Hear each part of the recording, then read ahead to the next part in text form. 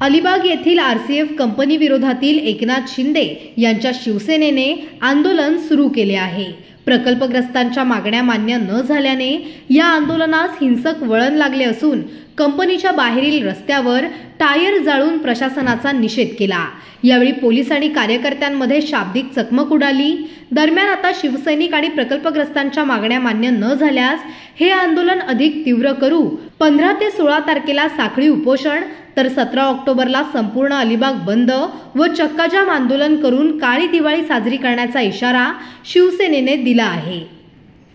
जे बाधित शेतकरी ज्यांच्या जमिनी याच्यामध्ये गेल्या त्यांच्या भूमिपुत्रांना आरसेपमध्ये नवीन जे आता प्रकल्प येऊ पाहतोय तर ज्याची सुरुवात झालेली आहे त्या अनुषंगाने त्यांना ॲज इट इज नोकऱ्या मिळाल्या पाहिजे आणि आमची भूमिका आहे। या संदर्भातलं निवेदनद्वारे मुख्यमंत्री महोदयांनी त्यांचं पत्र संबंधित विभागाचे मंत्री जे.पी. नड्डांना दिल्लीमध्ये दिले।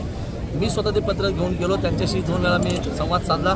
त्याने देखील ॲग्री केलं की कुठल्या परिस्थितीमध्ये नवीन विस्तारीकरणामध्ये आरसेपच्या प्रकल्पग्रस्तांना नोकरी दिली जाईल, परंतु इथली मॅनेजमेंट जे धोरण आहे ते आम्हाला कोर्टाची धमकी देतात। कोर्टामध्ये जे पिटिशन दाखल आहे ते जिल्हाधिकारी रायगडच्या विरोधात आहे की नवीन प्रकल्प दाखले देऊ नये या संदर्भातला आहे। तो जिल्हाधिकारी आणि त्यांच्यामधला तो प्रश्न आहे। परंतु आमची आग्रही मागणी आहे की प्रकल्पग्रस्तांना या विस्तारीकरणामध्ये जी भरती आता चालू आहे आरसेमध्ये त्वरित बंद करून आमच्या भूमिपुत्रांना न्याय मिळण्यासाठी हा लढा आहे आणि तो आम्ही पुकारलेला आणि त्याच्यामध्ये आम्ही कायम सुरू आहे। आजच्या बैठकीला आरसीएफ प्रशासन आलेलं नाहीये, तुमची भूमिका काय असणार? भविष्यातलं आंदोलन कसं होईल? त्यांचं म्हणणं असं आहे की जिल्हाधिकाऱ्यांनी ही बैठक बोलवली, आंदोलन करते, पोलीस अधीक्षक आणि जिल्हाधिकाऱ्यांनी मीटिंग बोलवली आरसीएफ मॅनेजमेंटबरोबर।